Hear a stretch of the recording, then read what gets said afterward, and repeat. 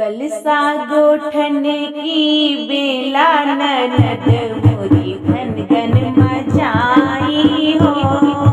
कलसा गोठन की बेला ननद मोरी घन घन मचाई हो। जाई के ननदी ससुर लगे ठुन गई, जाई के ननदी ससुर लगे ठुन गई, ससुर लगे ठुन गई, सास लगे ठुन गई। हरवा देवो गढ़ाई ले कलसा की गोठाई हो। हरवा देवो गढ़ाई ले कलसा की गोठाई हो। कलसा गोठन की बेला ननद मोरी घन घन मचाई हो। कलसा गोठन की बेला ननद मोरी घन घन मचाई हो।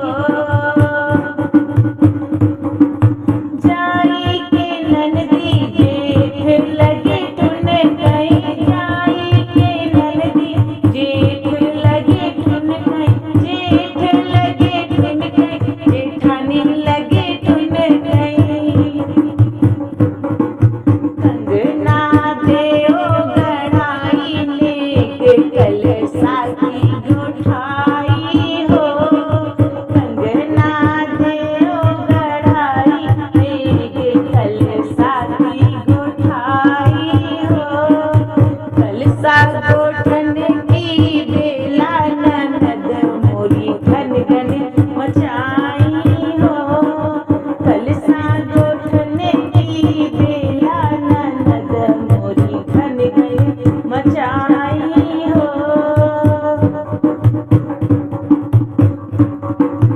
जाई के ननदी देवर लगे ठुन गई, जाई के ननदी देवर लगे ठुन गई, देवर लगे ठुन गई, देवरानी लगे ठुन गई।